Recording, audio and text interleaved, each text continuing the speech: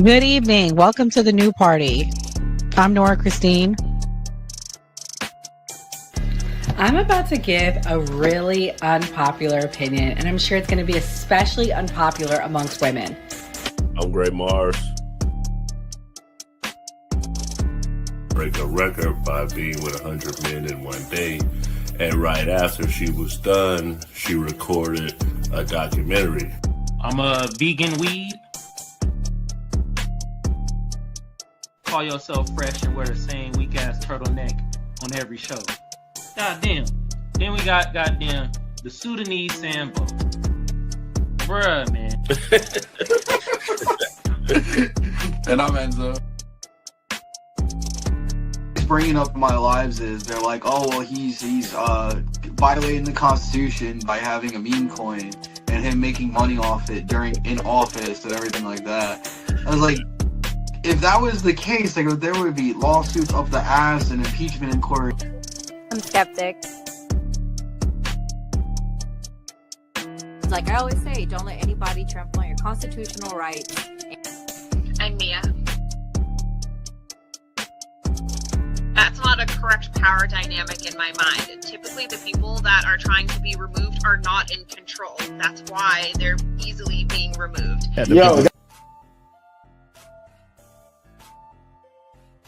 The government, the states, they start putting these RICO acts on Diddy, all of these guys, and try to put it on these ongoing criminal organizations.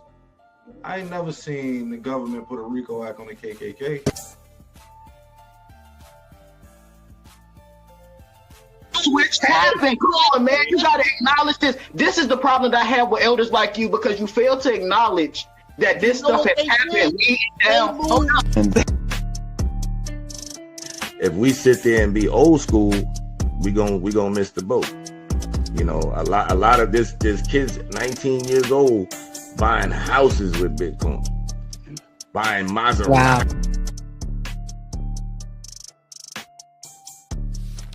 I think when it comes to the woman, if a man takes charge and he shows that he's logical,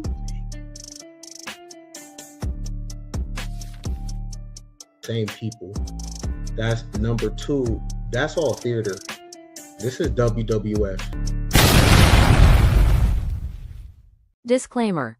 The views and opinions expressed on this panel show are those of the individual speakers and do not necessarily reflect the views or positions of this channel, its affiliates, sponsors, or production team. This content is intended for informational and entertainment purposes only. Viewer discretion is advised. We encourage respectful dialogue and critical thinking around the topics discussed. Party. Why I like the new party? Number one, it's a group of people that's on a panel. We all have differences, but we all basically still come together at the end of the day. The new party for me is about unity. The new party for me is about educating people to the truth, letting people know what's been going on in our country. With that being said, shout out to the new party, man. We're gonna keep it going with y'all.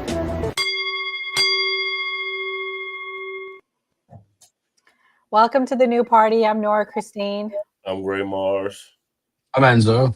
I'm skeptic. It's Mia. Oh, okay. Today on the new party, the block was hot in Mexico. They got into a fist fight. And y'all want to know what they fought about?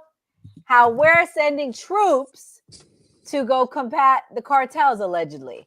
Skeptic, I'm going to let you take the lead to explain what happened, and then I'll play the clip.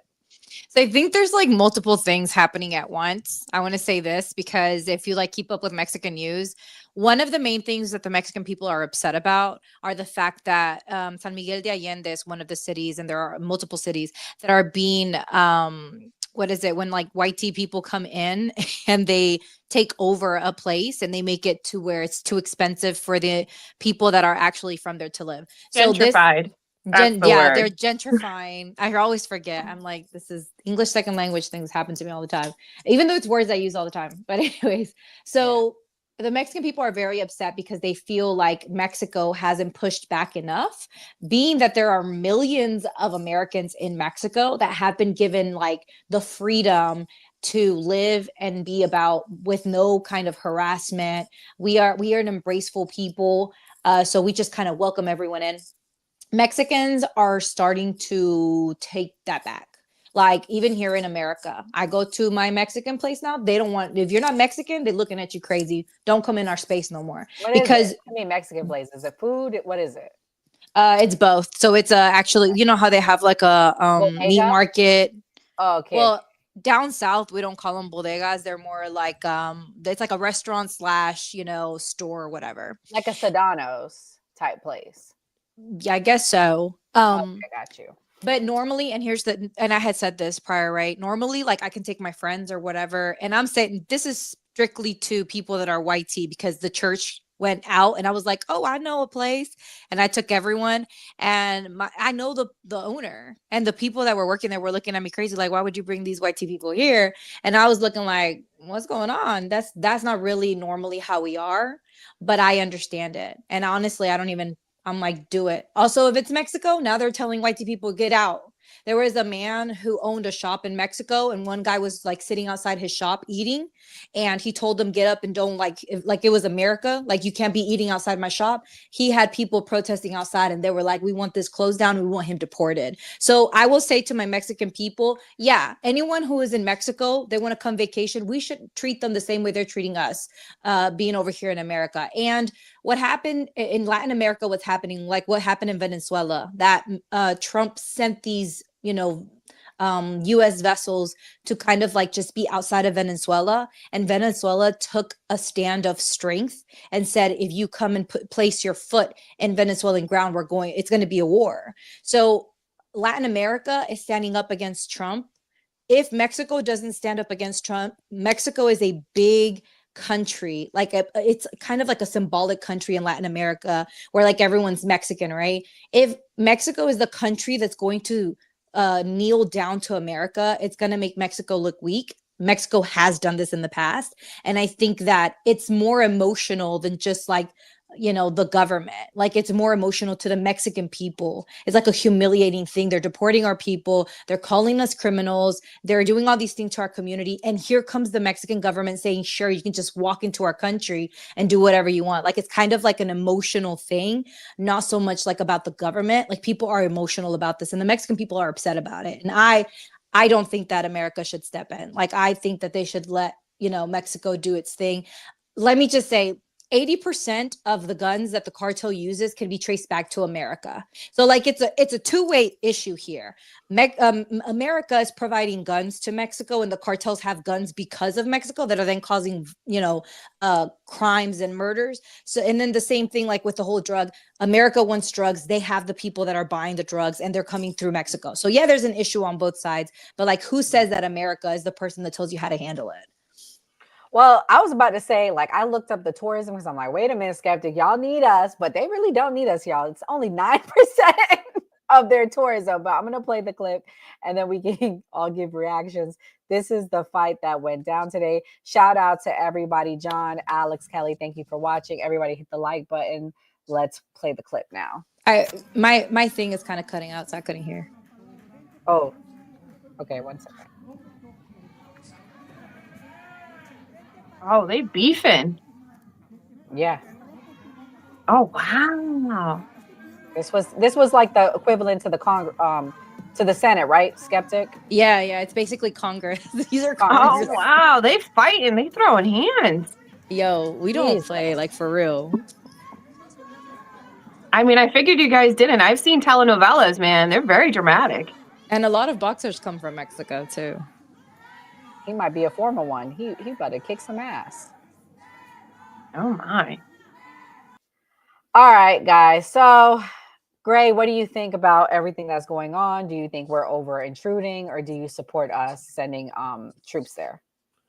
I mean, America would never let anybody come in America and do any type of like law enforcement or military intervention. So no, we shouldn't be doing it. But the funny thing I did see on social media was when they showed that fight, they was like, you can clearly see which one works for the cartel. Then people in the comments was like, oh, somebody's gonna die. Now he's gonna die. I thought it was funny, even though it was bad. I thought it was funny. But to what Skeptic said, I don't know if this is real or not. I saw a black dude getting beat up by Mexicans for being an American in Mexico. I don't know if it was real. I was like, this can't be real. But now that Skeptic said that, maybe it was real. So it seems like they are ticked off at Americans. Even if you black, you go get beat up and sent back. So they doing it. I'll say like where I live at, I'll just say this, like the black and brown community here, we're like family. Like down here where I live, that's how it is. Like I see anyone in our spaces, like it's also we have like clubs and bars down here that are basically like black and brown. Like it'll be weird if you see someone who's not black and brown, because it's like, who is that? Either you know them, like where there are friends or something, but that's just where I live at. But I haven't seen that in like Mexico, but I do know of like immigrants that are white tea that have come to Mexico and have said racist things. There was a Venezuelan actress that said she didn't like black people because the police officer that was giving her a ticket was like a darker skinned Mexican man, and they got her deported. They got her a ticket. It's illegal to be racist in Mexico. Like it's against our constitution. So like Wow.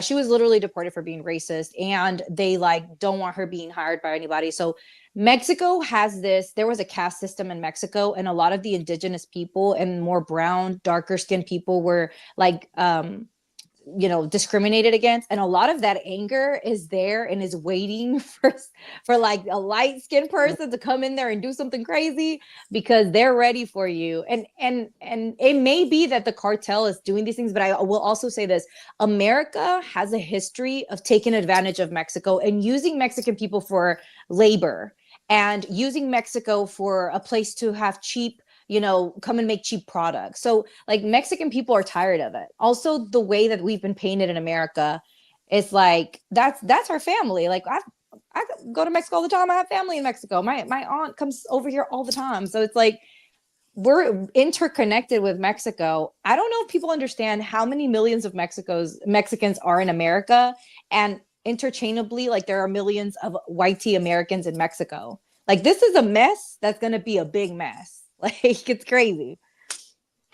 All right. Now we got to get some more Americans to comment on this. I'm going to let Mia go next. Mia, what's your thoughts? I mean, this is pretty wild. People getting kicked out of restaurants. People looking crazy. I mean, this is wild though. I mean, I look at it as like you put out into the universe what you get back. I mean, you can't put hate, you can't put negativity, you can't talk down on somebody, you can't be nasty and be like, get out of my country, and then go visit those people's places and expect those people to just like be hospitable. That's ignorant. I'm sorry. Like, you got to stand on 10 toes. If you're America first, don't leave America. You can't talk all this crap. You can't be nasty. You can't put all that negative energy out there and then go to the place that you're talking down on and expect them to treat you like royalty. It doesn't work like that. People don't have 30-second brains like dogs. They're going to remember. I mean, I'm all for it. I look at it as if you're America first and that's your stance and you're going to talk crap on Mexicans, don't go to Mexico. They have every right to do what they want to do. It's a private business. Don't go to Mexico. You can't sit there and be a hater on Mexicans and then go to Mexico and expect them to be like, hey, cool, good to see you. Glad you're here. Like, I mean, it's insulting. I don't blame them. Though, Mia, what about this? When they go low, we go high. I mean, I look at it as what Mexico does is what Mexico does. I'm not Mexican. I don't live in Mexico. It's not my business. I don't think we should use any sort of military action or any sort of intervention, just like I feel like Argentina Venezuela. I don't think we should be doing that. Like I said, I'm a nationalist. I'm an America first. We're starving here. We can't afford our bills. We can't do anything. It just feels like extra money throwing out the window to have our troops places that we can't afford to be at. I guess it is what it is. Don't talk shit about Mexico and then expect to go to a Mexican restaurant in Mexico and have them be nice to you, man. It's like talking shit about black people and expecting us to like come eat at the cookout. No, get the fuck out of here. I mean, people should have interpreted that. I guess I mean, a little bit of discernment would have gone a long way. Enzo, what's your thoughts? Do you support the intervention with the military going there, and what do you think about the fight? So I absolutely agree with the intervention. Let's look back on history, right? Since the creation of the CIA, we've been sending CIA dark money to Mexico, funding these cartels, bringing the drugs to this country. We created this problem entirely. I'm all in for getting rid of all of these three-letter agencies that are creating all these issues in the United States and then blaming another country for it. We empowered the cartels. And that is one of the biggest unalivers to American citizens in this country is the drugs that come over here from the cartels. I'm not saying the cartels themselves are running it over here whatsoever. I know because they have smugglers that are United States citizens that bring it over here because they won't get searched at the border. That's not what I'm stating. So I agree with taking down the cartels to stop the issue. I mean, Mexico is a narco state. There's no dispute in that whatsoever. About 40% of Mexico itself is controlled by the cartels. So I have, and back to what everybody's saying, I have no problem with the Mexican people. I have no problem with the culture whatsoever or the country. Where the only thing I will speak on is illegal immigration. Come to the United States, I'm going to say it straight up, you're a criminal. You come here illegally, you're a criminal. You're breaking a U.S. law. Regardless if you think it's a civil offense or if it's a felony, that doesn't matter. It's still a crime. We enforce laws in this country, and that's exactly what we should do. In the state of Venezuela, a corrupt nation whatsoever, or altogether, they have a dictator there. I mean, we're all for toppling dictators, right? That's what we've been doing for the longest time. And we just go do it. Take out the cartels while we're at it. What we've always done. So, I mean, I don't see anything wrong with it now. And everybody was fine with it for years and years. Until Trump gets in office, like, oh, let's take out a dictator. No, this is bad because it's Trump now. Come on, guys. So let's keep the same energy for everything. Wow. Can I add something here because I think this is interesting to know. Trump brought, I want to say it's like 29, 30 or something like that. It's in the high numbers of cartel family members from the Sinaloa cartel, which is from El Chapo Guzman. Okay. So don't for one second think I'm aware that the cartel people are not yeah, coming why did here hold on? Why did they come here, this is not to you. skeptic? This is not, but hold on. This is not to you, Enzo. I'm saying something. I'm going to make a whole statement. Don't think for one second that the cartel doesn't have ties to American government to get here. And it was men. A lot of them were men. I can name them off to you. I have a list. My laptop's not here, so I'm just like going off my head. But I have a list of names. It was a lot of men, young men and older men coming from a family that are known to be in the government in Mexico that then got an agreement with the American government to come here. Also, the amount of guns that are being transferred over to Mexico cannot be done without government intervention. Like there's no way you're getting that many guns. It's like you literally Enzo, didn't listen to my first. Let me finish because I'm 30 not seconds talking of my to you. statement. I'm making a statement. Well, It I has said the nothing to do with CIA your is the one statement. who brings guns It has into nothing to do with your statement. Mexico. I'm just making. It I'm 100% making has an overall everything to do with my statement. No, statement it because we're doesn't. talking about. No, it doesn't. I'm gonna finish Okay. I'm gonna finish what I'm saying. Sure. So Please to finish think and that parrot everything I said. again, to think that America is going to go in there, boom, boom, pew, pew the place and bring down the cartel, you're naive to think that because the government, there is involvement on people that are in politics and have power. This is not just the cartel doing whatever they want because, all of Mexico is corrupt. Some corruption is also coming from America.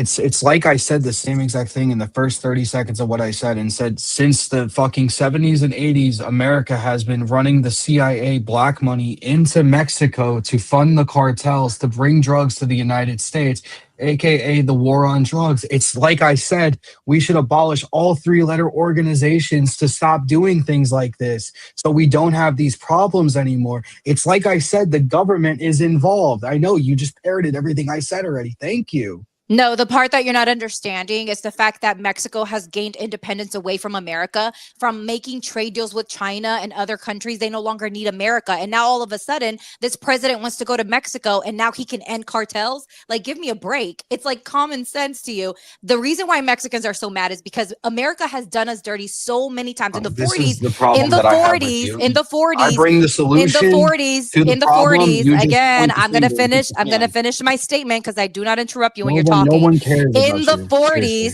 Seriously. America deported Mexican legal citizens back to Mexico. In the 40s, they sprayed us with pesticides after they asked us to come and work their crops. Mexicans have been done dirty by America over and over, and we don't want America in our country anymore. And America should respect that. Mexico's a sovereign country. They don't want America's military coming in, which is basically an invasion, and they're not going to end the cartels. Get for real. And why are you coming here illegally? Can we move on, Nora? Yeah, we're gonna move on. All right, next topic. All right, Pentagon bans Chinese nationals from security cloud. Let me play the clip from Pete Hegseth. Where is he? Oh my gosh. Okay, wait. Here we go.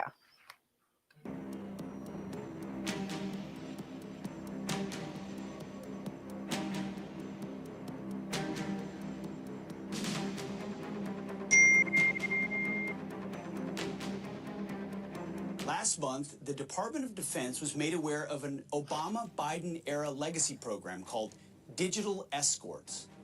For nearly a decade, Microsoft has used Chinese coders, remotely supervised by U.S. contractors, to support sensitive DoD cloud systems. The program was designed to comply with contracting rules, but it exposed the department to unacceptable risk. So the use of Chinese nationals to service Department of Defense cloud environments, it's over.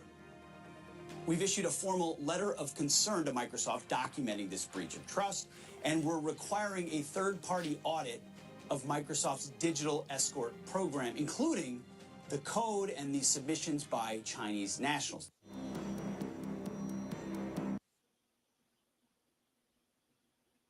So pretty much what they're alleging is the fact that I guess Obama, I don't know, something about Obama allowing Chinese people to be coded. I don't know if I believe it.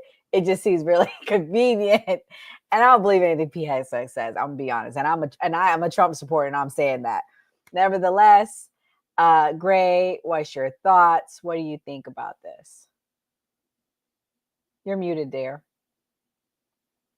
I mean, they're saying it's security clearance with these Chinese nationals, but they plan on bringing 600,000 Chinese people in here. So, I mean, like, it's really hard to, like, understand what they're doing because Trump basically ran on China bad. And then there's this whole 180 where he's now working with China. And he just said, me and G get along. So, I don't know. I mean, like, it's hard to, like, really call what Trump is doing or what they're planning on doing. And I just asked ChatGPT about the security clearances, and they claim that only U.S. citizens are supposed to have it. So I'm really confused what's real and what's not. Mia, have you heard of this story? And do you know anything about it? I did hear about it. And I mean, I'm kind of agreeing with Gray. It seems kind of crazy to make a big stink and put out like a video statement of this, but you want 600,000 CCP sleeper agents here, aka college students. I mean, it doesn't really make sense. It is mixed messaging right now. Either they're not coming here, we're kicking everybody out because they're not loyal to this country, and to be honest, they're raised from infants to be loyal to the CCP. Or it's a free-for-all and we're friends with China. Because if we're like friends with China and like some backdoor deal was done, just like let us know, homie. He has the Twitter fingers at 3 a.m. Just like drop a little paragraph and keep us in the loop. But it's very mixed messaging to me. It's like China's good here, but they're bad here. They just need to get the messaging needs to be cohesive right now. Yeah, and basically from what I'm understanding, it was Microsoft allowing Chinese-based engineers a breach of trust. The move comes after investigative reporting by ProPublica exposed a program where Chinese engineers supervised by U.S.-based digital escorts worked on sensitive DoD cloud systems, raising national security concerns. I mean, is this their way of highlighting that this has been long-standing? Enzo, what's your thoughts? So, no, I'm gonna agree. It's a little bit of weird mixed messaging. I will say that. I like I said the other day with it, I'm looking at it as we're gonna bring these people in here, put them in our STEM programs again, do whatever they do with them. I realistically, I'm just thinking the best of it. Who really knows what's gonna happen? I mean, they'll have surveillance on them. They'll be watching them. When it comes to China and our infrastructure and everything like that, we've known about this 20, 30 years now. That China, Russia, North Korea, everybody's in our infrastructure and there's nothing we can do about it. Let's look at 2 years ago, right? Where it was confirmed that it was North Korean and Russian hackers took down AT&T for 8 hours. That's scary. And nobody did anything about it. I'm not blaming the administration at all, the Biden administration for that at all. Because this is a known thing since the Bush administration that nobody's done anything about. Is that because we have hackers in their networks and that's not why we're doing anything about it? Are we like getting intel from them and they're getting intel for us and it's like intel sharing or whatever it is? Personally, me as an American, I don't agree with any of it whatsoever, any administration doing it. I think there needs to be stricter rule or stricter regulations on it 100%. I agree. Skeptic, what's your thoughts there? Do you think it's correlated with the announcement Trump made, or the two have nothing to do with it?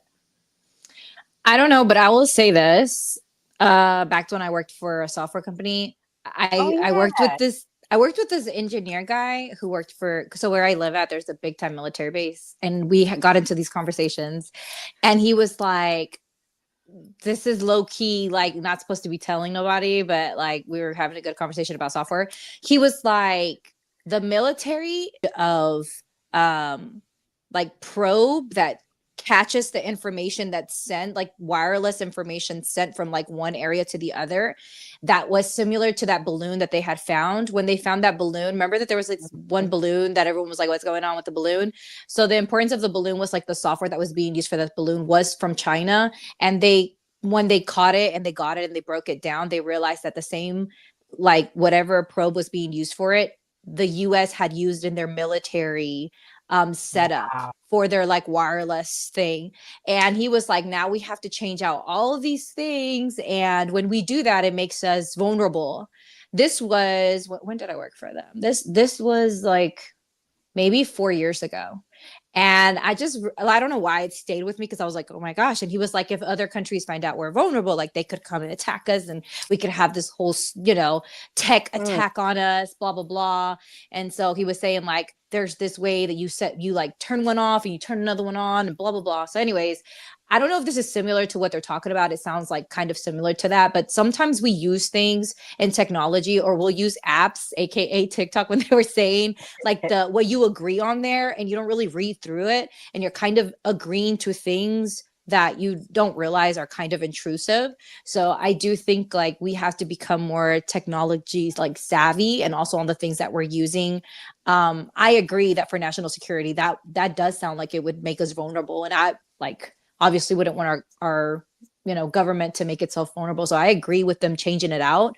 I think it's funny when like they start like saying things like the Biden administration or whatever, when it's stuff like that, especially like in the military, if that was in military, like they handled their own things differently regardless of who's in office. So that's the only thing that I was like, that's funny that they say that. Gray, you were in the military. You have anything else you want to add? Because Skeptic brought up some good points about it. About software? Yeah, you know anything about the software? I was IT, and no, I'm pretty sure it's completely different coding and everything from when I was in. It's probably completely different. I know somebody that was flying drones. My soldier actually worked at a Pentagon, so no, it's completely different than anything that I remember. Okay. Well, we're gonna switch gears. Oh wait, I hit the wrong one. My bad, y'all. Wait, I downloaded the wrong thing. We're going to switch gears to this clip regarding RFK, his announcement today regarding investigation into SSRIs. If you guys are watching, if you can hit the like button. Here we go. a lot of answers to a ton of questions. But the one thing is clear, you are dealing with a person who's trans, that was transitioning. Are you going to be examining at all some of the drugs that are used in order to make that transition happening, to see if it plays a role? Because we also know there was a trans shooter in the Tennessee situation. Yeah, we are doing those kind of studies now at NIH. We're launching studies on the potential contribution of some of the SSRI drugs and some of the other psychiatric drugs that might be contributing to violence. You know, many of them on there had black box warnings that warn of suicidal ideation and homicidal ideation. So we can't exclude those as a culprit, and those are the kind of studies that we're doing. So I've never seen that medicine, but you're saying that if you get it, some of the side effects could be homicide, suicide? Well, there are black box warnings on some of these psychiatric drugs. So this comes right after what occurred yesterday. What's y'all thoughts? I know it's very unfortunate what happened, but pretty much, you know, a lot of people suspect that, unfortunately, you know, comes out later that a lot of these people doing these unalivements and shootings, they're on a lot of medication, and, you know, unfortunately, big pharma runs this country, and there's not much investigation that goes. I'm gonna have the nurse on the line comment first. Mia, what's your thoughts? SSRIs, it's like a double-edged sword, because when they help people, they truly do help people. However, there's a black box warning for a reason. I mean, some of the side effects are extreme, like extreme. Suicide among kids, I mean, it's extreme. Blood disorders, gastrointestinal bleeding, death because your sodium levels drop so low. I mean, SSRIs are no joke. I mean, it can be fatal. The fact that they have a black box warning and the fact that people do take them, it should only be an extreme psychotic cases. Should anybody be on this? It should not be like a basic level. You should be trying something way more mellow, like Zoloft first. Pharmaceutical, it's almost like pharmaceutical warfare, because the pharmaceutical companies basically control Congress, and they control basically everything in here. There's nothing but ads everywhere. It's on YouTube Kids. I mean, there are ads everywhere convincing people to take these meds. We've become way too complacent with taking a pill instead of eating a vegetable at this point in time. And for most people, it's so much easier to take these pills instead of getting to know your children. Instead of restructuring our education system, it's easier to give them Adderall and Zoloft to mellow them out when it's like they're kids. They should be outside playing. They should be eating healthy foods. And the same people that control the pesticides are the same people that control that own the pharmaceutical companies, which are the same people that also own the food that the red box dye, blue box, and yellow dye are in. It's all of the same companies that all work together to make you literally sick, continuously sick, which are the same people that put all of the God knows what and cloud seeding up in the air, which are heavy metals, which trickle down to us as well when it rains. It's literally all the same companies.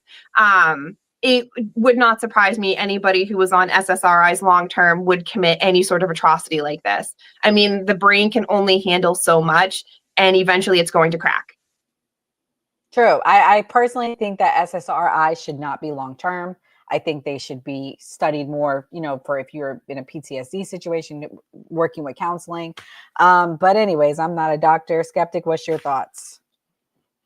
I agree, right? Because I also feel like sometimes I'm very pro-science, but at the same time, I myself am like to educate myself before I take any kind of medication. I am not the type of person to medicate myself.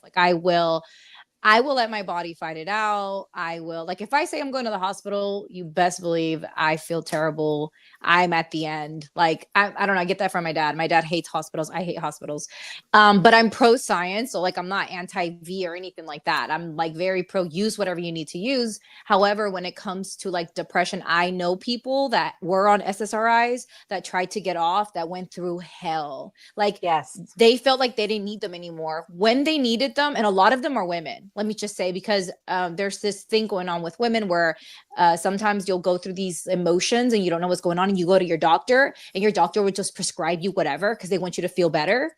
And I know of a personal case of my friend who was trying to get off of them, and I hated seeing her go through what she went through to get off of them, and finally she did.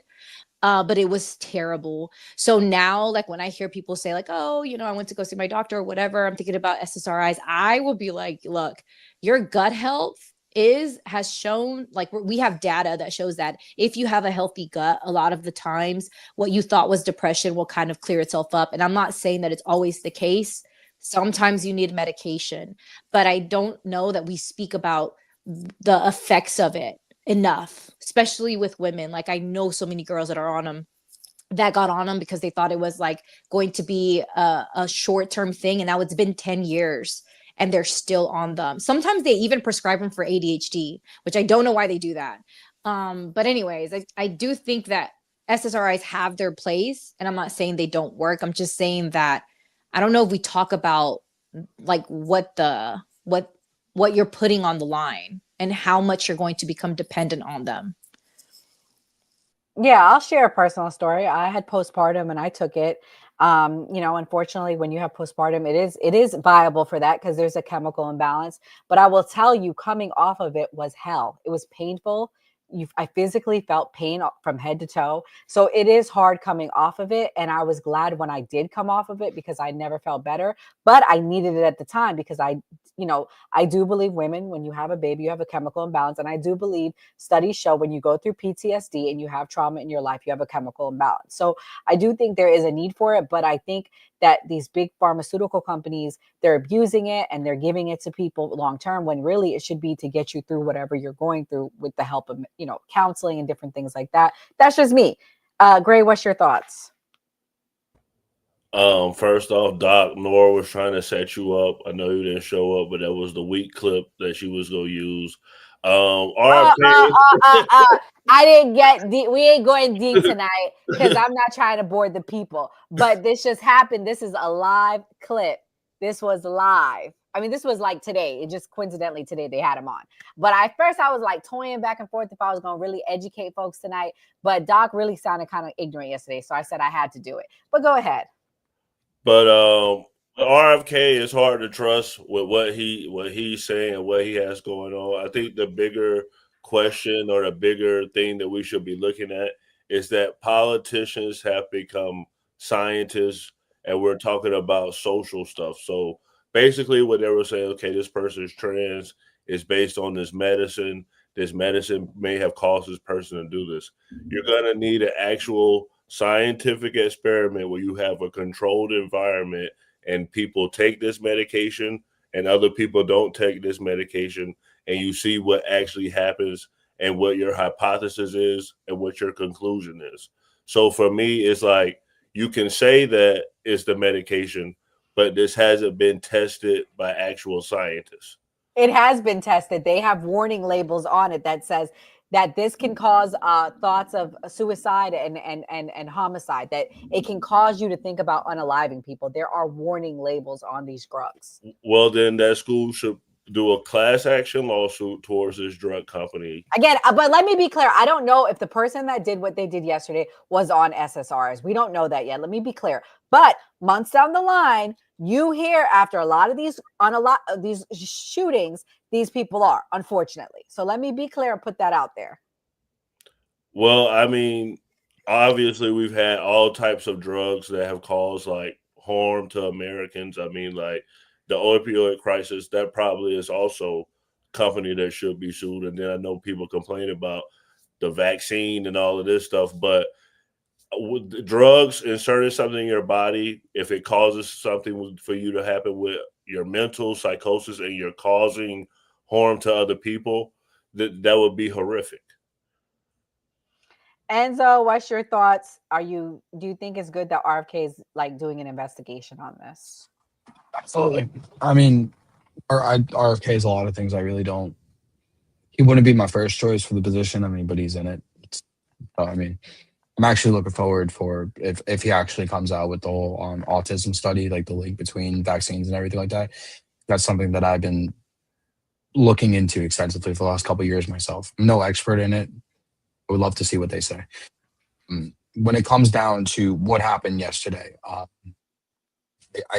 not going to sit here and say 100% it's because of drugs or antidepressants or anything like that, but there is a strong link to it. Look at a lot of mass unalivers and school shooters. I mean, a lot of them, the one things they have in common is mental health issues and the drugs that they're on for antidepressants, SRIs, a lot of things.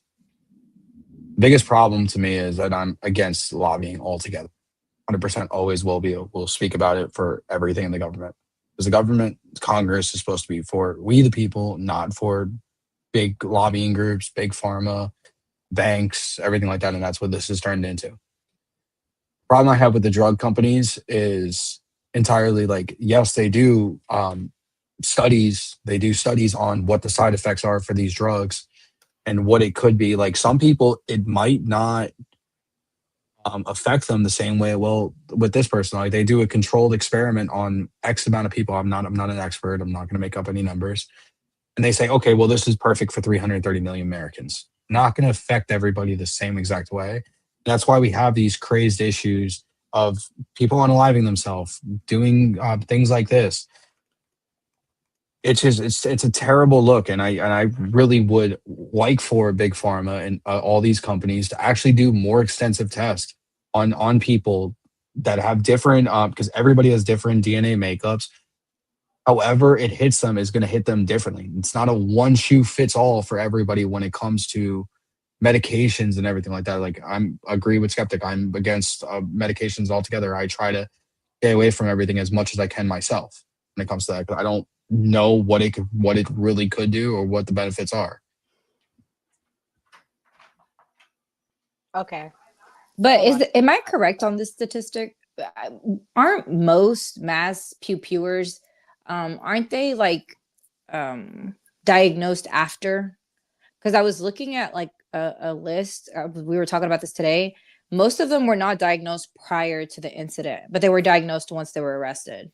I don't know if someone has this statistic, if it's true Can or you not. ask But the question again? I'm sorry, Skeptic. most mass pewers were not diagnosed until after the incident, from what I understand. They weren't diagnosed prior.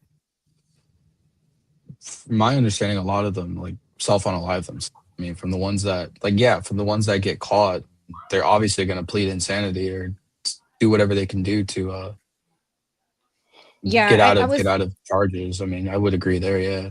But the reason why I was saying that is because the RFK claim was that the medication was causing that. I that wasn't what I had concluded from the clip. But when Grace said that, so if that's the claim, in order for you to be prescribed any kind of medication, you would have to have a diagnosis prior, from what I understand. So if they haven't even been diagnosed until after the incident, that means that they probably weren't on any medications, right? That makes sense. Not aware. I haven't really looked into it that much. I'm just going based off of what we've seen already with the ones that have unalived themselves and the manifestos that they've put forward. But I'm basically going off of, I mean, listen, there's no disputing mental health is a major issue in the United States.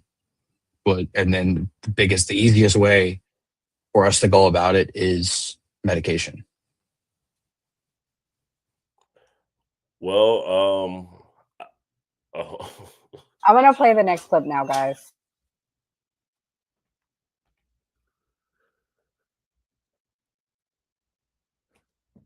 The old logo, they listen to you, the customer. Here's a quote from the restaurant. We thank our guests for sharing your voices and love for Cracker Barrel. We said we would listen, and we have. Our new logo is going away, and our old timer will remain. At Cracker Barrel, it's always been and always will be about serving up delicious food, warm welcomes, and the kind of country hospitality that feels like family. As a proud American institution, our 70,000 hardworking employees look forward to welcoming you to our table soon.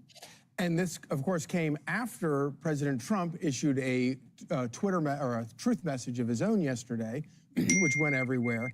And apparently the CEO of Cracker Barrel called the president yesterday to thank the president for his message urging Cracker Barrel to quit all of their ridiculous changes.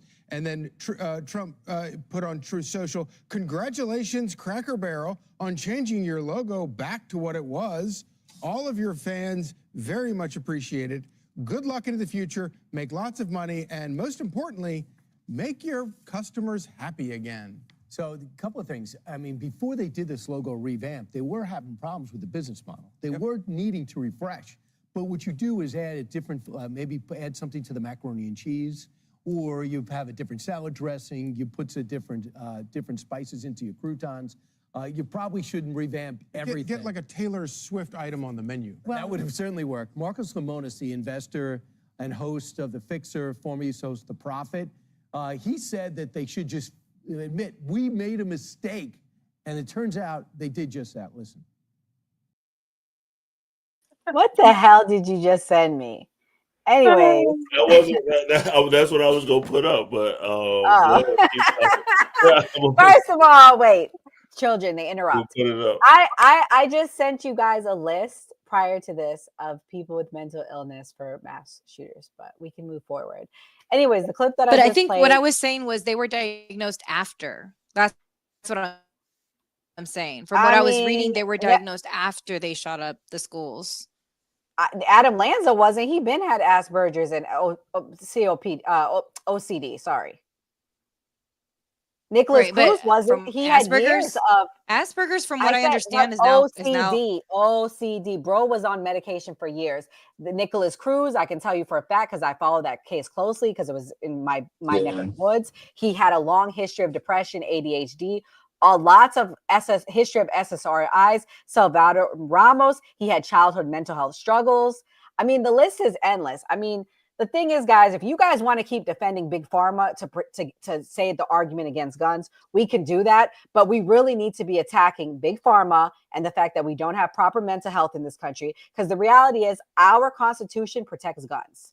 And it's not about protecting Big Pharma per se. It's that we have to have the data behind what we're talking about before we make something.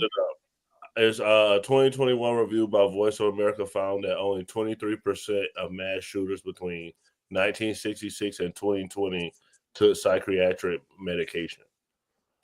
Yeah, and I had read another study. And I don't have my laptop again, but I read what Great just said. I read something today. I was having this conversation. I also was looking up whether or not they were diagnosed. So I'm looking for the diagnosis to be done before the incident. And I found that the majority of the diagnosis, so the majority means that more than 50%, right, were done after they did the shooting. That's what I read. I don't know. I'm not saying I know for sure. I'm just saying. I mean, over 20% is 1/5 of all mass shooters for the last 58 years or something like that were on some sort of psychiatric meds. So clearly there's something to suss out about these psychiatric meds. 1/5 is a decent amount. It's not, it's not like we have one mass shooting a year. I mean, we have quite a few. And if 1/5 of them have had in prior years psychiatric meds and have that kind of history, clearly we definitely have to suss out pharmaceuticals, and we definitely have to suss out or invest more in mental health. Because I mean, if you're shooting up a school, you're crazy. Point blank, period. I don't need a doctor to tell me that you're fucking crazy. Excuse my French. You're crazy, dude. If you're killing people, kids, you're crazy. Point blank, period. End of story. Or a place that you have no connection to. Tell me that, buddy. That's crazy. And they go and shoot up their jobs. I'm not justifying it, but at least you have a connection there. You had a reason. You had a beef with somebody. But when you randomly go in and shooting up little kids, something is wrong with you. Seriously. Right. Yeah, I don't think that's the argument we're trying to make. I think it's just the correlation that's trying to, like, the correlation that's being made. Like, I can't, one of my professors was like, gave me an example of, like, you have a frog and you cut off a leg of a frog and you clap and the frog doesn't jump as high. You keep cutting it until you cut off all the legs, and then you clap and I'm going to conclude that the frog went deaf. Like you have to have some kind of correlation to your conclusion. And it's like, to me, it seems like I would want to, if it was the majority of them, and again, I'm not arguing pro big pharma. That's not at all what I'm saying. I'm just saying that the data has to show a correlation in order for me to stand 10 toes on it. Yeah, well, that's what it sounds like, and I heard a lot of that yesterday. I heard a lot of excuses. I heard a lot of more empathy for the actual freaking shooter than the children that were unalived. And it goes back to, what are we going to protect? Are we going to You protect heard big more pharma? empathy on the shooter from where? Where'd you hear that? All over the Dude, freaking I mayor, was all over. I saw it. the mayor for their state. Like, but nonetheless, What did the we're going mayor to say? protect big pharma. We're going to protect the shooters, but no, don't protect the children for what happened. But nevertheless, I just had to touch on that. I had to say that. And again, y'all are protecting big pharma by arguing against the point that we should. And I'm not even making the argument about it being a trans thing. I'm talking about mental illness and the fact that, like, the medications and the things like that. And if we really want to get funky, that I don't think that people should be taking those SSRIs on those hormones. And that should be what we're also looking at too. But again, protection for the shooter, for people with, but not for children. That's what angers me. Not for children. That's funny coming from a pro-gun person. I'm pro the Constitution, the Second Amendment. That's what's in there. Now, I don't even own a gun. So how can I be a pro-gun person when I don't even own a gun? I've only shot a gun once in my life. Just saying. You can't say, oh, the medicines and then not say, oh, the guns too. You got to say both. It's not the gun's fault. It's Yeah. listen, Gray. It's never going to be the gun's fault, because for a gun to go off, it needs somebody behind the trigger. I agree. I will agree all day long with more common sense gun laws. I will agree with that. Not taking away the guns. I think there needs to be stricter background checks. 100%. In the state that I live in, it was said that it was supposed to be one of the hardest states to get a gun in. All they had to do was pass a background test, test, do my fingerprints, and that was it. That was no harder than Florida when I lived there. The only restriction in the state is you can't have more than 10 round magazines, which, okay, cool, that's fine. I have a gun. My pistol only holds 7. I don't need 10 anyway. But you need to show, like, my whole thing is with getting a gun, you shouldn't just have to have a background check. You should show that you're proficient with it. You should show that you should be able to store it correctly. You should show X amount of, like, let's say if 6 months to a year, that you're still mentally capable to have a gun. Because listen, let me use myself as an example, right? Let's say like 6 months ago, I was completely fine to have a gun. I went through some traumatic shit in 6 months, and now I'm not the same person. I'm not mentally sane. You should go through a screening X amount of time. And I say the same thing for people that are older with licenses too. You should have to get shouldn't just be able to renew it. You should be able to have to take a test again to show that you're proficient with it still, that you know how to store it correctly, that you don't have anything mentally going on with you. That's Hey, what I you sound agree like a for Democrat, 100%. Enzo. I'm saying, listen, Literally, this is the listen. argument. This is the argument for regulation for guns. Literally, am I right or wrong, Gray? Because I have this conversation, and what you just said is literally what I say. It's and like what teeter-totter in the line, yeah. Like I'm for, like I don't want anyone's guns to be taken away just because of the look of them or assault weapons or anything like that. You should be able to own whatever you want to own, and that is in the Second Amendment. That's what I will stand for. But again, I was going to say, I was raised in a Democratic household. I'm going to hold some Democratic ideals. Right? I can meet in the middle on a lot of things. I'm not like, there's a lot of things that I say that you guys will think that I'm far right on, but I'm more of a centrist at the end of the day, and I will agree with some things that the Democratic Party puts forward. That's one I'll of go them. that far now. What I'm saying to Nora's point, my bad, is that Hey, 1 second, Gray. Let Skeptic do her closing thoughts. She got to go. Sorry, Gray. Not to cut you off because it's wrapping up. Go ahead, Skeptic. Sorry, I wasn't prepared. I will say I agree with what Enzo just said.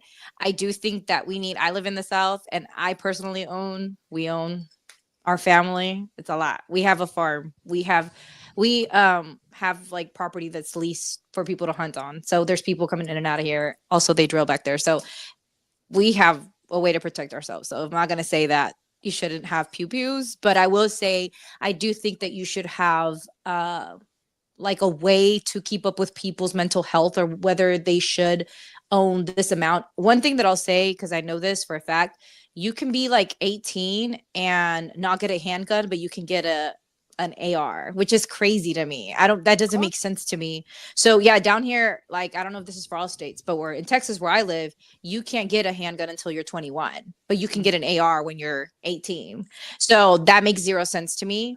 There are a lot of things that I think need to be updated. I agree with the Second Amendment. I do think that you should own a pew pew. I'm not anti pew pew, but I think that there should be stricter regulations because although we do have data saying that where people have pew pews to protect themselves, we see crime go down.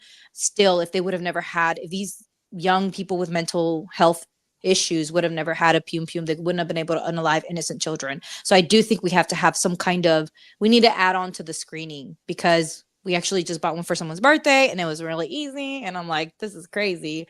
And also if you're out of state, you can't buy a handgun, but if you're out of state, you can buy an AR in another state. It's dumb things like this that to me make zero sense. We need updated laws. Okay. We're in 2025. We can figure this out. It's not that hard. And anyways, follow us on TikTok. I got to go, you guys, but I will be watching. Bye. Thank you. Bye-bye. Everybody go give Skeptic a follow. Why you putting me on there? What are you doing, bro? You keep pressing the button. It wasn't me that did that. So anyways, go ahead and I think I know what it is. Okay. Did we get the shark video? Right. Did we get the shark video? That's why I kept going to you. So my response to Nora, because Nora's saying that, okay, I'm not talking about the Constitution or anything like that. I'm talking about pure science. If you say, okay, this medication is causing this, you have to have the science behind it, like she said. But what I'm also saying is that if you look at countries where you can't have guns, Japan is number one. It has a low gun crime rate because with a gun, you can go and delete people in a matter of minutes. Whereas if you have other weaponry, it's going to take some time to take someone's life. But I didn't want to get off topic. But go ahead. They still have crime though.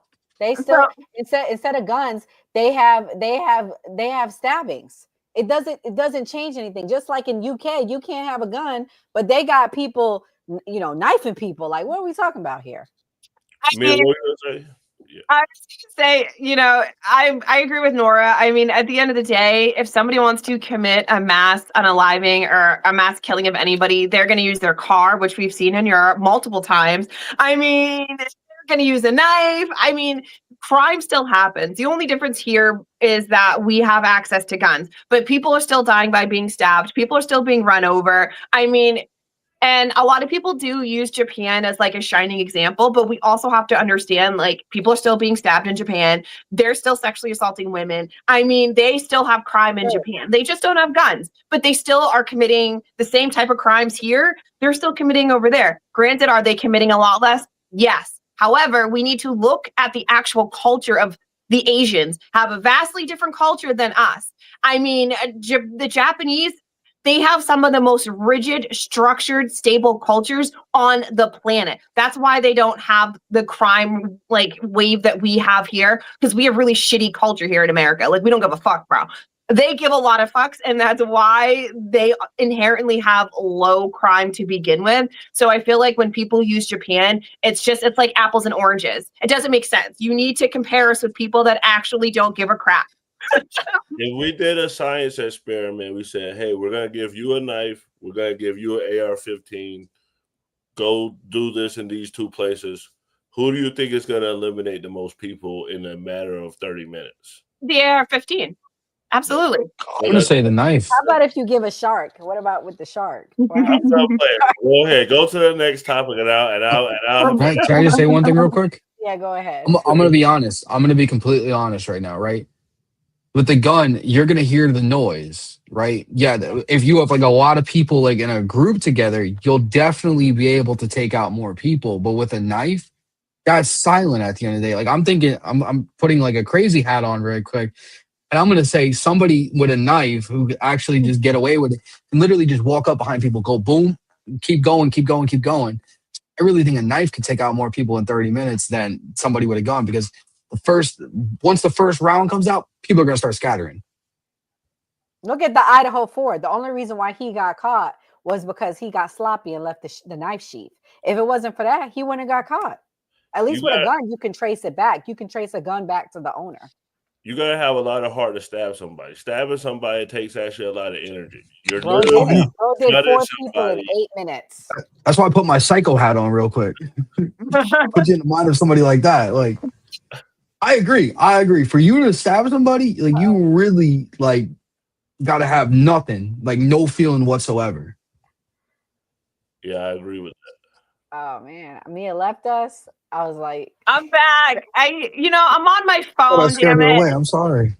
Gray ran her away with the shark story. All right, go ahead and put your picture on the screen. You talking to me? Yeah, your picture. You wanted to show everyone your picture. I want the shark story. Do you have any other stories? Is this the end? I have more stories, but you have a picture on the screen. I do? Yeah. No, I don't. Like, what do you mean? Oh, I didn't see that. No, I didn't mean to do that. My bad. Don't you want to talk about the picture? No, that's what I had played when we first started talking about it. Then Skep just started talking about the what was that? Whatever we were talking about. She started talking about the drugs. Oh yeah. Yeah. All right, y'all. Well, let's play this clip. This is for Gray. Oh, poor Gray. He's by himself now. He's gonna have to talk about the mayor of DC. Appreciate the surge of officers that enhance what MPD has been able to do in this city. The most significant thing that we are highlighting today is the area of crime that was most troubling for us in 2023. Now, we have driven it down over the last years, but I'm going to get my glasses so I can make sure I can see it correctly. But for carjackings, the difference between this period, this 20-day period of this federal surge and last year represents a 87% reduction in carjackings in Washington, D.C. We know that when carjackings go down, when the use of gun goes down, when homicide or robbery go down, neighborhoods feel safer and are safer. So this surge has been important. All right, Gray. She said it went down. So are Trump's methods working? What's your thoughts? You would have to be a dumb criminal to come out and start committing crime when you got the FBI, the National Guard, everybody coming around. You think criminals don't watch the news? Then they're not saying, oh, well, the boys is out there. Let's calm everything down. How long can they really stay there? So you're not going to give credit where it's due? Credit for what? Credit for bringing people in to temporarily cut a problem that once they leave is probably going to increase? Okay, so Gray, are you putting your prediction that when the National Guard leaves, that the crime will go up? If I'm a criminal, right? I commit crime. My job is crime. I wake up to commit crime every single day. Then if I know that the police are there, I'm not going to commit crime. I'm going to do something else while the police are there. Question for you, Greg. So are you saying that the Democrats are not hard enough on crime, but once the National Guard leaves, crime is going to go up? What I'm saying is that to assume that what basically you guys are saying is that, oh, well, the National Guard went there, so now the crime is down. Of course the crime is down. That's like if the SWAT team is in the hood, nobody's going to commit crime. I mean, like, so it's basically like, yes, you're putting a Band-Aid on a massive problem. But what I'm saying is there may not be violent crimes happening, but do you think drug trade has stopped? Do you think sex trafficking has stopped? Do you think petty crimes have stopped? Most likely not. But if I am, my career is stealing, taking, deleting people, once the people come around, I'm going to say, hey, guys, we got to cool out. The people are here. We got to wait till they get out of here. Then we can get back to business. Damn, 85 going in on you. You said you dancing like Chris Brown. Anyway. Shout out to 85. All right, Mia, what's your thoughts? Do you think that this is a temporary band-aid, or do you think we're gonna see a long-term fix from this? I feel like it's a little bit of both. I think temporarily it's going to go down. However, I mean, they're still going to have to do something. I mean, whether it's the FBI still maintains a presence or the DEA or ATF still maintain a presence will need to be maintained in order to hold that law and order and discourage people from coming back out. I mean, who knows? It could stay down a little bit. I mean, some of those people may just not view it as worth it and may just leave the city and go commit crime somewhere else, I guess, and that'll keep the numbers down a little bit.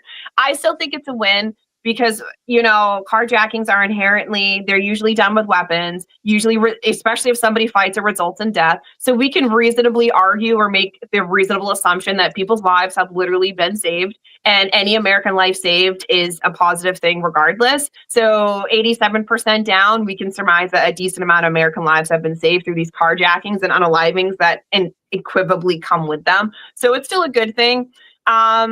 We definitely need some sort of long-term plan, though, to how they're going to hold the line to keep these people in these neighborhoods safe, because all Americans deserve to be safe. And I said it when I was on Dana with the Data, these piece of shit assholes that are committing these crimes, these are nephews, our cousins, our brothers, our boyfriends, our husbands, our baby daddies.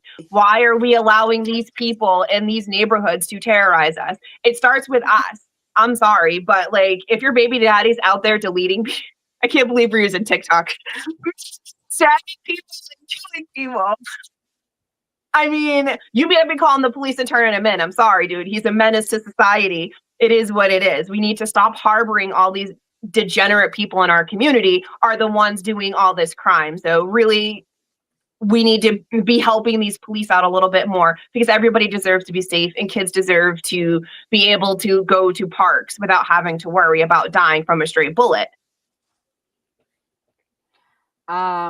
Enzo, what do you think the long-term plan is to ensure that this sticks?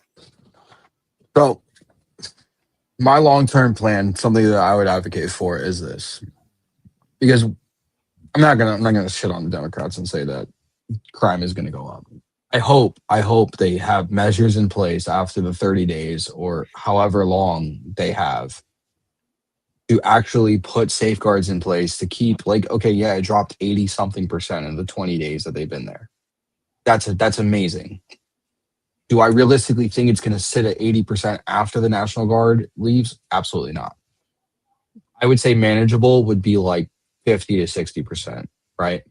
That's what I would think would be great for them to do themselves. I'm going to take it back to like my first take when we were talking about Mexico and the three-letter agencies. I'm all for defunding all these three-letter agencies. Taking that federal money that we're giving these three-letter agencies to do whatever they want. They pretty much have unlimited money. Nobody talks about that at all. I'm completely against them. They've completely ruined our country, in my eyes, since the beginning of them. Take that money that we're giving them, give them to the local police departments of these big cities where crime is rampant.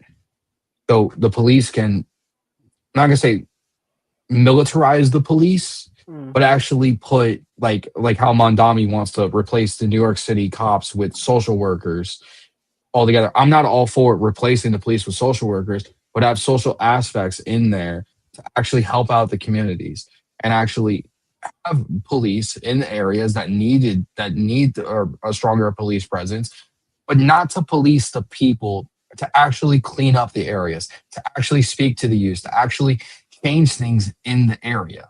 Not just over police and arrest people just because they look a certain way or because they're affiliated or whatever it is. Actually help these people so we don't have those type of situations moving forward. That's what I'd be all for, because like I said, all these agencies have unlimited money. Let's take some of that money and actually give it to where we need it. So I got my video, and what I was talking about before was that Black people are viewed as sharks, and I embrace this stereotype, apex predator.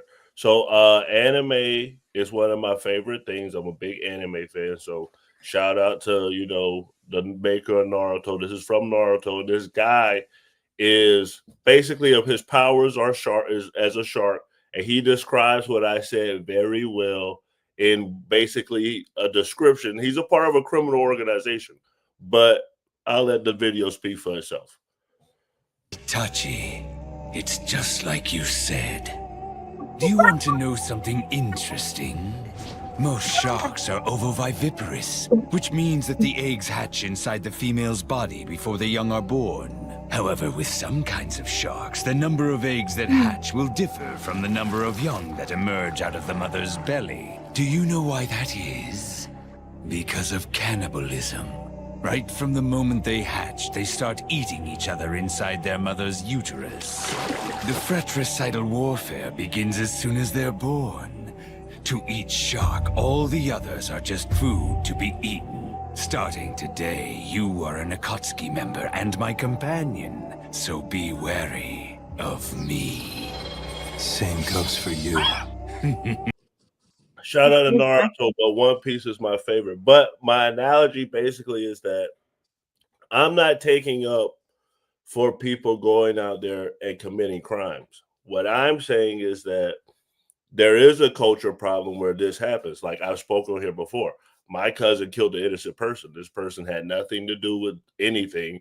It's a person that owned a store. He killed this person, and then people looked at my family different in this place.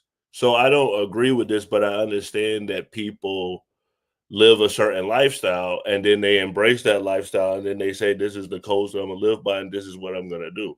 So I understand why people may find that appalling or maybe even fear it. But what I'm saying is certain people that feel like this is what I am and this is what I'm going to embrace. And some of those people are sharks. Oh, man. You know what? I think we should deport them. Send them to Sudan. That would get crime going down. If you weren't going to jail, maybe you're going straight to Sudan. Nobody'd be committing crime. Or Uganda. Oh, man, I wouldn't commit crime at all. I'd be like, nope, it's not worth it. Send them a Kilmar. We'll just support them. Man. Well, you know what, though? This goes to what happened with Hurricane Katrina. So this was a perfect segue. Thank you so much, Gray.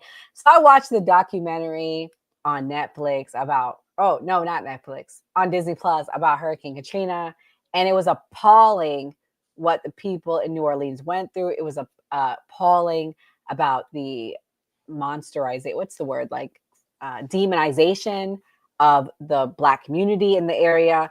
They were calling them looting when they really had nothing to eat. And I'm going to play the clip so y'all can see what went down because the 20-year anniversary is actually tonight at midnight. So we definitely need to play this. Here we go. 2005 at 10:30 p.m. Hurricane Katrina made its first landfall in southeast Florida as a Category 1 storm. Many Miami area residents feel they were sucker punched by Katrina. Moving into the warm waters of the Gulf, Katrina rapidly intensified. That's perfect conditions for a hurricane to strengthen. On August 27th, as Katrina closed in on New Orleans, Mayor Ray Nagin first issued a voluntary evacuation warning. This is a once in probably a lifetime event. Upgrading that warning to the city's first ever mandatory evacuation order the next day. Just 19 hours before landfall. Hurricane Katrina, now a Category 5 storm with maximum sustained winds of 175 miles per hour. For those with nowhere to go and no way to get out, the Superdome was opened as a refuge of last resort. Roughly 15,000 people poured in. At 6:10 a.m. on August 29th, Hurricane Katrina made landfall near Beerus, Louisiana as a weakened Category 3. A last-minute shift sparing New Orleans from a direct hit. Still, power was knocked out almost immediately. The wind roaring. By the evening news, reports that the Big Easy seemed to have averted a doomsday scenario. By late this evening, onlookers were back in the French Quarter. In the words of one, the fact that the damage wasn't worse is pure New Orleans luck. But out of sight of the cameras stationed at the Superdome and in the French Quarter, a horrific tragedy already unfolding. Before, after, and during landfall, levees built to hold back storm surge failed catastrophically. Multiple breaches sending water almost 20 feet high, surging into the lower Ninth Ward and several other neighborhoods. Later reports finding those levee failures were due largely to engineering errors. On August 30th, the severity of the disaster seen widely for the first time. Heartbreaking images of people climbing onto roofs to escape the rising water, rescued by firefighters and volunteers on boats, and the Coast Guard in helicopters. Others wading through the dark, murky waters. The rescue operation would take days. Images of desperation, people waving for help from rooftops, now burned into the American psyche. Many of them poor, many of them black. Those rescued brought to an already crowded Superdome. Once a refuge, now a hellscape. What was it like in Superdome, and why did you leave? It was horrible. We couldn't sleep at night. Sanitary was nasty. The food was horrible. You understand what I'm saying? My children, it's a nightmare. We done lost property, done lost everything. But you think these people care? The mayor don't even care. Others waited on highways and bridges to be evacuated in the relentless sun's scorching heat. Thousands more sought shelter at the convention center down the road. No food, no water, no nothing. Whatever we had, we've been taking it. This is a shirt I'm making for my baby because I don't have no clothes. And he all dirty. He's just too much. I got to tell you from the bottom of my heart how sad I feel for those people. The federal government just learned about those people today. And I've got to tell you, we are moving heaven and earth. As desperation grew, people breaking into stores, grabbing food, clean clothes and shoes. Amid reports of lawlessness, the governor mobilizing the National Guard. I have one message for these hoodlums. These troops know how to shoot and kill, and they are more than willing to do so if necessary, and I expect they will. On September 1st, the National Guard relief mission arrived with food. On September 3rd, 5 days after Hurricane Katrina made landfall, buses and then planes ramped up evacuation efforts, dispersing survivors to cities all across the country. It would take weeks and months to understand Hurricane Katrina's deadly toll. More than 1,300 people killed, many of them the elderly or the sick. In all, more than 1 million people were displaced from the Gulf Coast. Those who came back, finding what they had worked for their entire lives, destroyed. So for me, it was a little triggering because we've been hearing this year about Black fatigue and Black culture and degeneracy. And the fact that they vilified these people when they were just trying to survive, it was awful. Gray, as my fellow Floridian, you went through a hurricane last year. What's your thoughts on everything that we've been through with hurricanes and what the people went through with Katrina? Yeah, well, living in Florida, you get accustomed to hurricanes, either evacuating or hunkering down. A lot of people do drinking parties. In this scenario, they did tell the National Guard to go down there and pull guns on these people because the guys in the helicopter said they were being shot at, but it was really people on roofs trying to be saved, firing shotguns in the air to try to get assistance. But New Orleans is a predominantly Black place, and then you have, poor people who couldn't evacuate. So then you're sending people there. Of course, they're going to say that the crime. And I don't know if you will play the clip, but it's about when they were saying that the Black people were looting and then the Black people were surviving. Are you playing that? You got that clip? Go find it. Go find it because I want to play before I go to me and Enzo. I do got one more clip. It's not that long. It's about what they were doing to the people left. And another thing that I don't know if y'all know this, they made even people in safe areas evacuate and kick them out their homes, and they had nowhere to go. So y'all have to understand they had no food, no water. And now that I understand, I was only 15 at the time, but this is how this country vilifies certain people. And again, I'm not one of those people that scream racism with everything, but it's really horrible. Let me play the clip about the mandatory evacuation and what they did. Today in New Orleans, they got a lot tougher on the holdouts. Police department, everyone home! Not only the flooded areas, but New Orleans' driest and wealthiest neighborhoods, too. Police department! The police and National Guard going street by street, house to house, We need to make sure, too, that whenever we knock on doors, people refuse to leave, we need to make note, call it in. They say there are no orders to use force, just strong persuasion, sometimes entering open houses with guns drawn, and instructions to disarm anyone inside.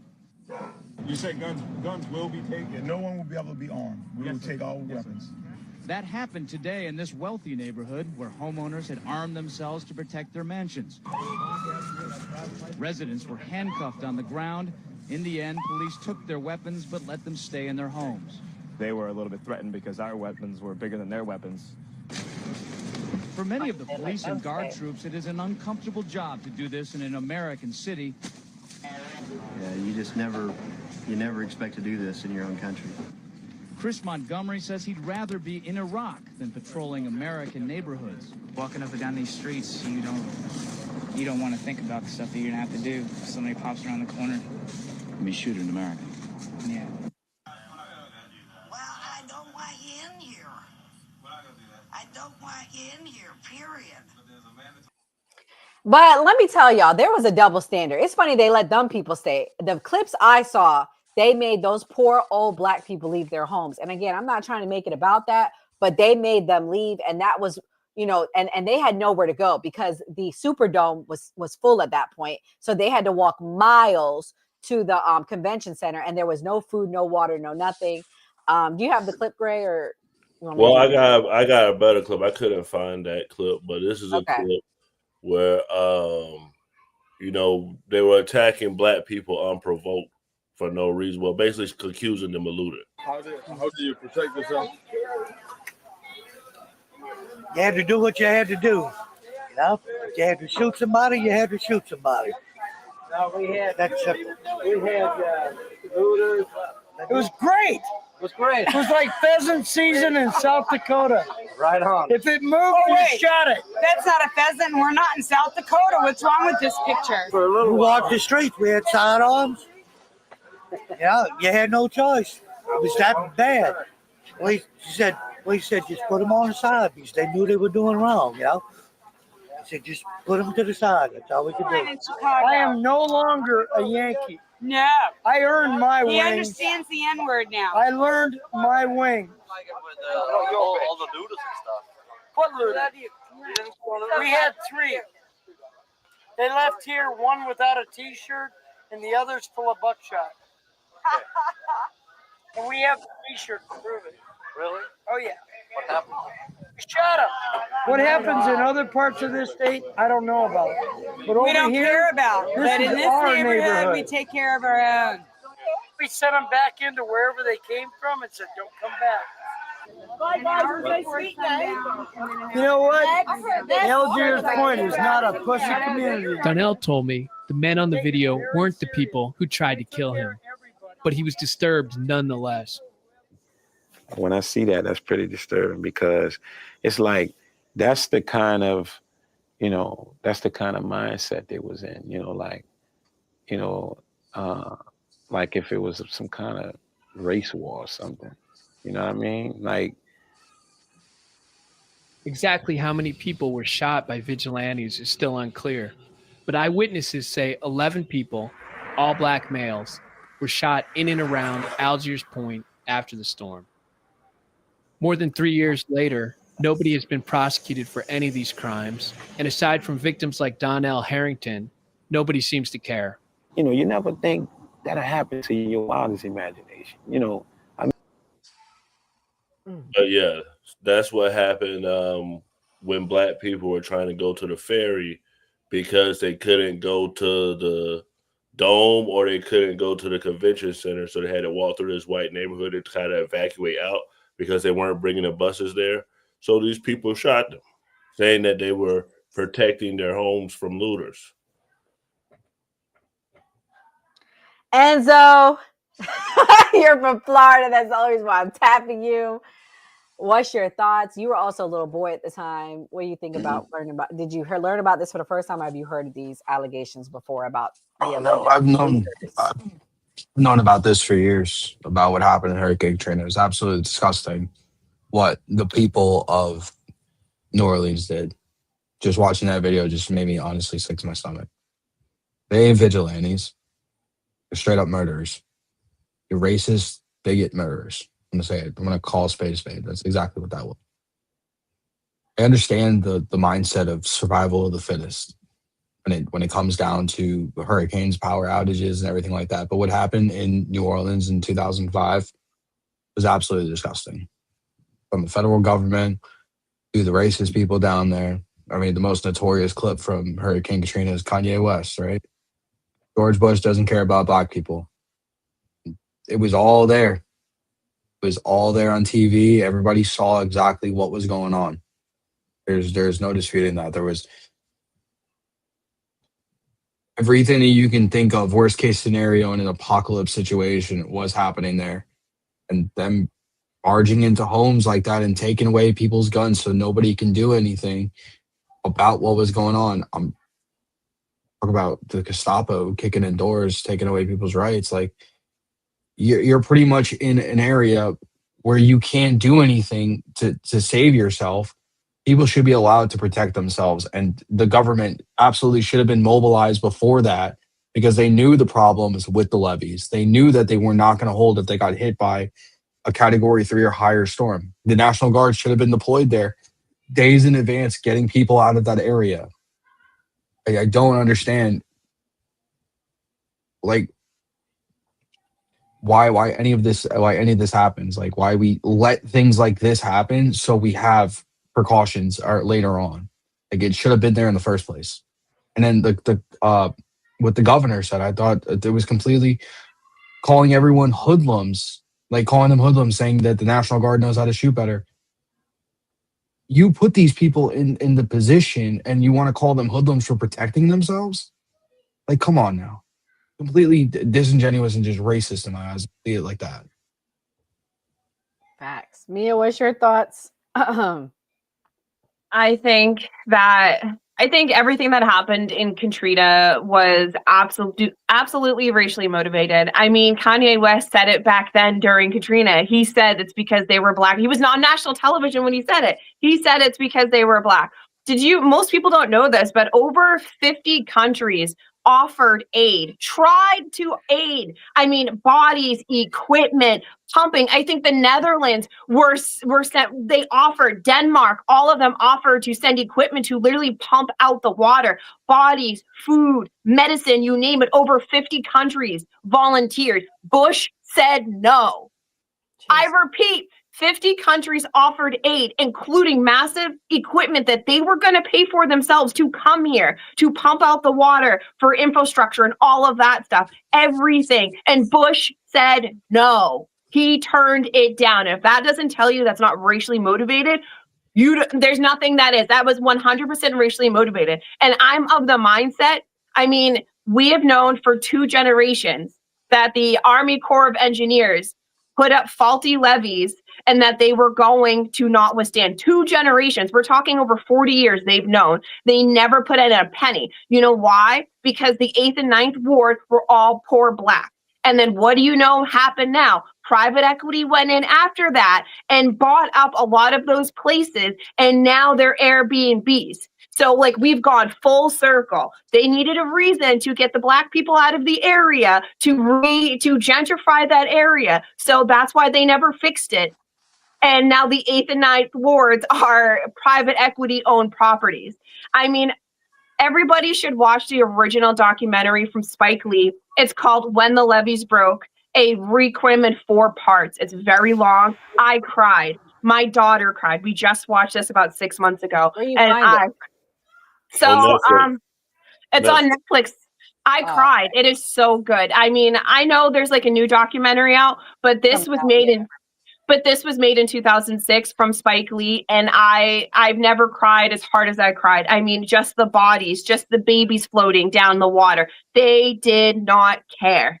They told a story that this woman said that she saw a baby in the water, and she asked the Coast Guard, could she take it? And they're like, for what? It's gone. She was like, right. I just want to preserve the little body. They didn't care. No, they didn't care. And it was 90% of the people that died were all black, and they did not care. They left them there to die and to starve.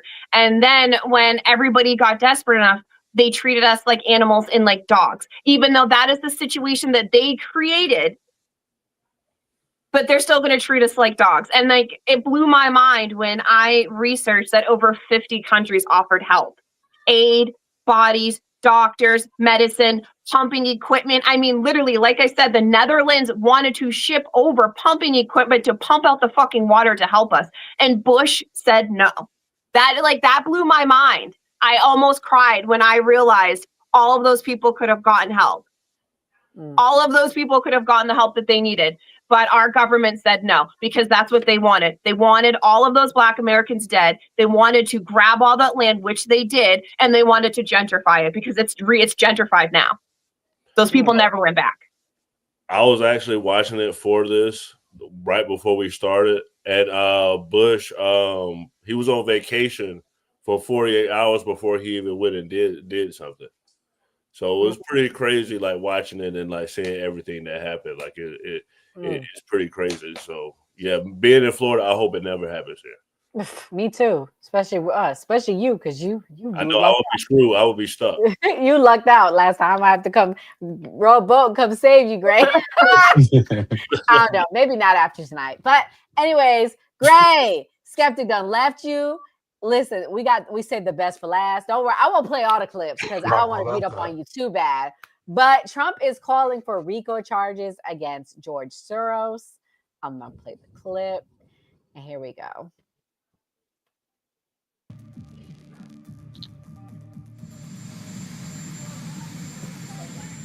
Who do we have today? I got to get them both.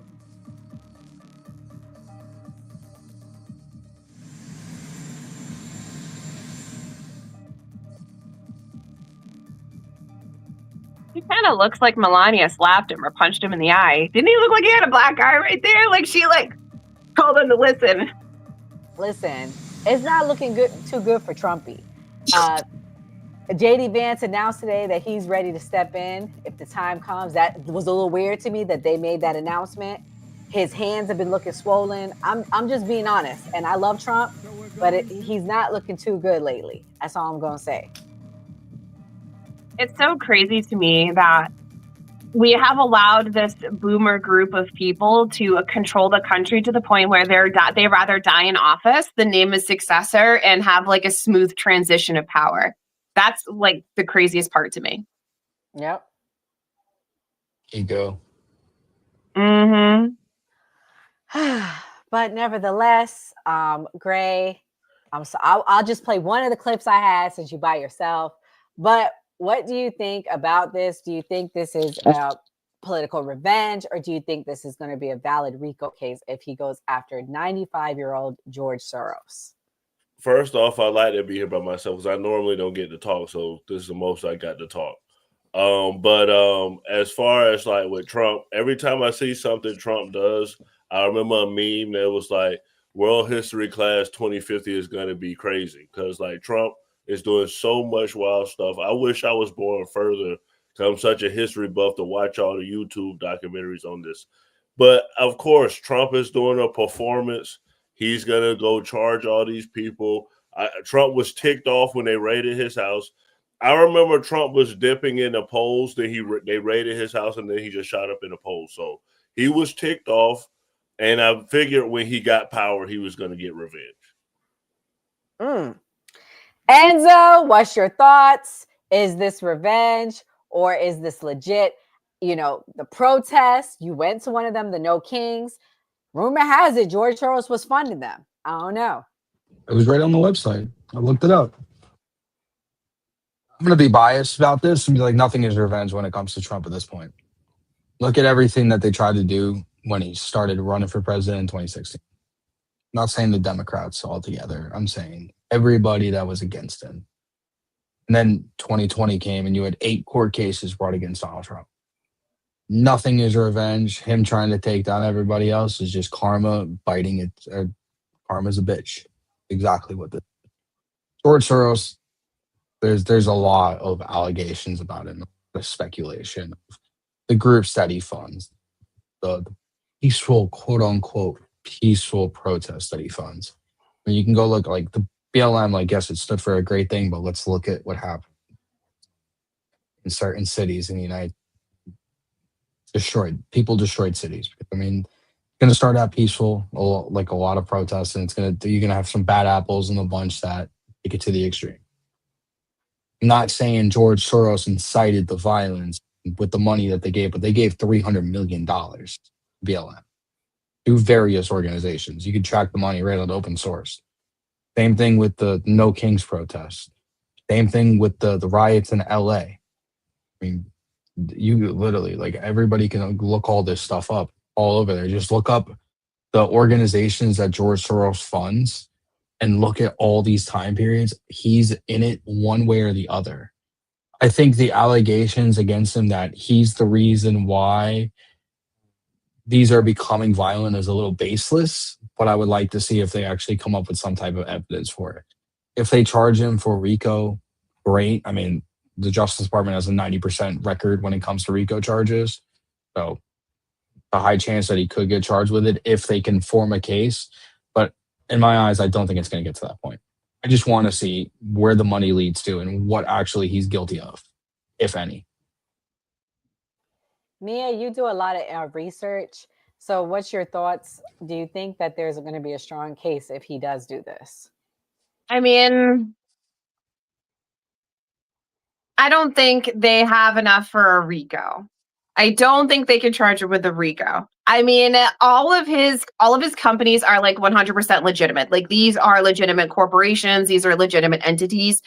I mean, at most, I mean, my biggest issue is the Supreme Court said that donating to a fund is part of your First Amendment right. You know, especially if it's like a protest fund or whatever. You know what I mean? It's your First Amendment right to donate to these things. So, I mean, I don't really think, I feel like it's pretty baseless. And like Trump said that, but offered zero contacts, offered zero anything. I mean, I can't look up anything. And people tried to bring a RICO to George Soros like 20 years ago. It didn't work then. I don't think it's going to work now. I will say, though, from 1979 to 2014, he did sink $11 billion in donations to protesting, to all various organizations across the world. So he's $11 billion. That's a very substantial amount of money. So, I mean, do I think it's enough for a RICO? No. Does he definitely influence what's happening? Absolutely. I have one more clip and then we'll do our closing thoughts. But I want to remind everyone that RICO is a criminal enterprise and it has to have at least 2 acts of racketeering with a 10-year period. Common predicate acts include murder, kidnapping, drug trafficking, fraud, mail, wire, bank fraud, bribery, obstruction of justice. So, I mean, I think Mia's right. It's going to be really hard to prove that.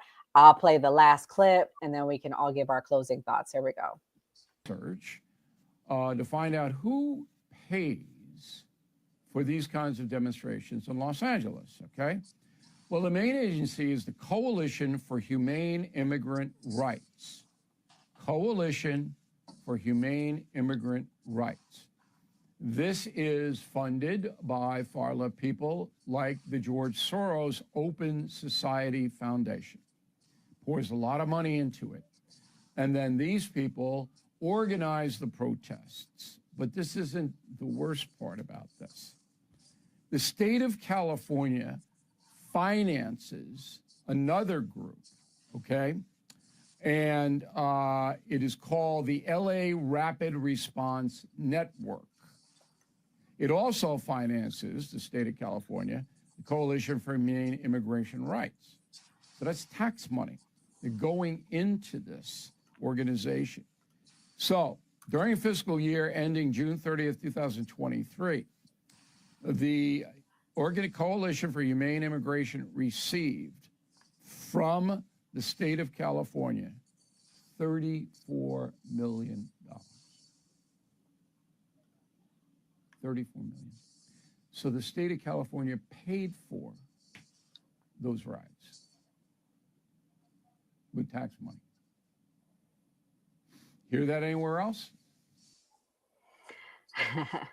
So, Mia, I'll let ladies go first. What's your closing thoughts and reaction to that clip?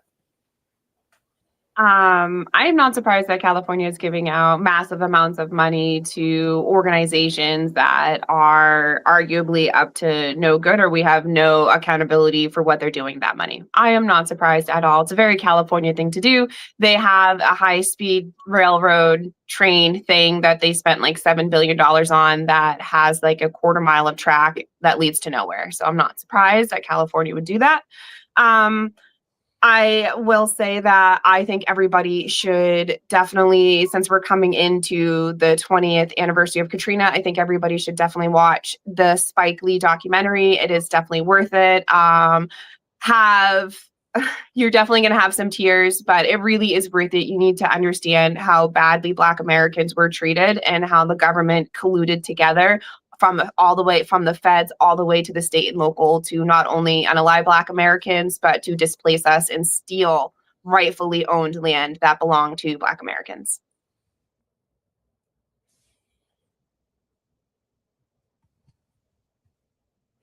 You're muted. Oh, you telling me to do it? I wasn't seeing the buttons. I'm sorry. Great closing thoughts, Mia. Enzo, what's your closing thoughts? So my thoughts were, this was a very good episode. I'm liking the long form episodes that we're doing lately. Gives everybody a lot more opportunities to speak about a lot of things. We spoke about a lot of good topics tonight. The one thing that I'm really going to say ties into a lot of the things that we were talking about just now. Get lobbying out of government, regardless if it's for big pharma, NRA, George Soros funding probably 30% of Congress itself to give them their seats to do his bidding. Who really knows what he really is funding them for? Get it all out of government altogether. When it comes down to what's happening in DC, let's see what happens when the National Guard pulls out. Let's see if they can keep crime down to a good amount for everybody to be safe there. Like I said, I wanted to see what would happen there, to see if it gets rolled out to other states, and I'm happy with what's going on there. Put them on all these big cities that have crime and let them at the standard of what it should be, and make sure and hold these leaders accountable, because right there it shows like we can put different forces in there to keep crime down. It's all about who's in power within those cities to keep the crime down.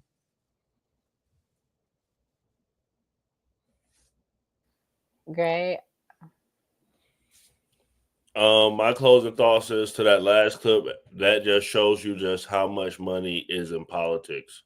And that basically, the right, the left, whoever, there's someone funding all of this. Even when they do pass certain policies, even if they work, what is the real intention behind this? Did someone pay for this? Is this really something that they're trying to solve? So I think it kind of all ties in together. And like Mia said, like, you guys should definitely check out that documentary. I think it's number one, if not number two, best show on Netflix right now. I'm currently watching it. We do this every Monday through Thursday at 8 p.m. We also go live at 12 p.m. for lunch with a new party. Like we always say on New Party, always vote. Oh man, what a week. What a week, Ray. We're the hardest working people, man. We're living on the freaking stream now. Anyways, nevertheless, guys, my closing thoughts is thank you to the New Party team. Shout out to Enzo, Mia, Skeptic, Kamal, Gray. We are the hardest working team out here. We do it for you guys. So my thing is, rights are meaningless if the government claims to protect them but fails to enforce them or allows them to be trampled. Let me say this. While everybody's running around talking about black fatigue and the looting and all this stuff, remember, there are moments where Black people have genuinely been victimized in this country. Unfortunately, Hurricane Katrina is one of them. And have a little empathy to all the Black conservatives running around saying those talking points. Open your mind, open your heart. And like we always say on the New Party, always vote, and God bless.